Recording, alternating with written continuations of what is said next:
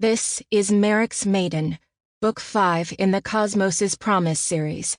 Written by S.E. Smith. Performed by Suzanne Elise Freeman. Chapter 1. 6 years before. Hi, Addie. Are you coming to the party this weekend? Pam asked as she came up behind Addie in the hallway at Centennial High School in Portland, Oregon. Addie Banks pushed her blonde hair back with a tired sigh. She hadn't been feeling well all day, but didn't want to miss the big chemistry test she had spent 2 days studying her butt off for. A shiver shook her thin frame as she gave Pam a smile. I hope so, Addie said as she closed her backpack and slung it over her shoulder. I'm not feeling so good. I'm not staying after school today. Ted said he would give me a ride home. Pam wrinkled her nose. Ted was Addie's best bud, even if he wasn't one of the in guys to hang with. Honestly, she didn't know what Addie saw in the guy, except that he had lived next door to her since kindergarten. The guy was such a dork, and had a face that looked like it had been put through a meat grinder since he turned 13. I don't know why you hang out with Ted, Pam muttered, turning and running her eyes appreciatively over a couple of the boys that walked by. He's such a dweeb.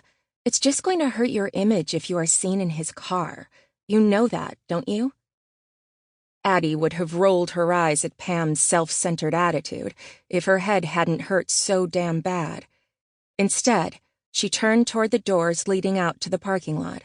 She was just thankful the day was over and she could go home. Ted is a really sweet guy, Addie replied, walking toward the exit. His face isn't that bad. He has a minor acne problem, but it is clearing up. He has braces, Pam retorted as Ted walked up to them. Which means he'll have straight teeth when he gets them off, Addie replied in exasperation. Hi, Ted, Pam mumbled, giving Ted a false smile. Hey, Pam. Ted grinned as he reached for Addie's backpack. I'll carry that, Addie. It looks heavy. Thanks, Ted.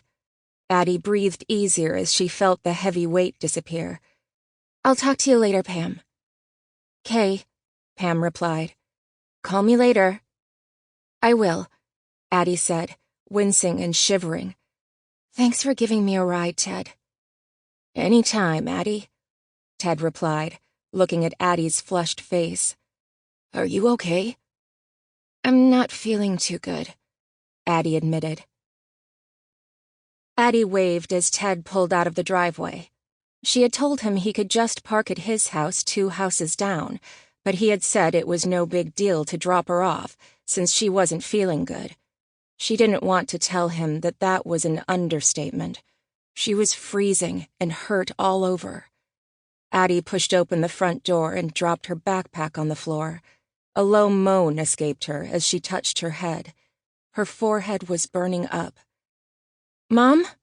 Addie called out, gripping the back of the couch as she stumbled. Mom?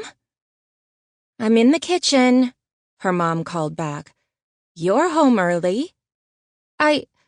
Mom, I don't feel so good, Addie choked out as another wave of excruciating pain swept through her head. What? Helen Banks said as she stepped into the living room. Addie! Addie heard her mother's cry, but it sounded as if it was coming from the end of a long tunnel. The pain in her head exploded, and she felt her body falling. Fear and panic swept through her as her muscles suddenly began jerking by themselves. The cry for help was frozen in her throat as wave after wave of pain swamped her body before darkness finally overcame her. Addie woke several times. She heard her mom's pleas and her dad's quiet questions, but they were disjointed and sounded strange. She was vaguely aware of flashing lights and blurred images of people around her frantically talking. The sunlight sent shafts of pain through her, sending her back into the darkness. A little while later, she felt her body being Sample complete. Ready to continue?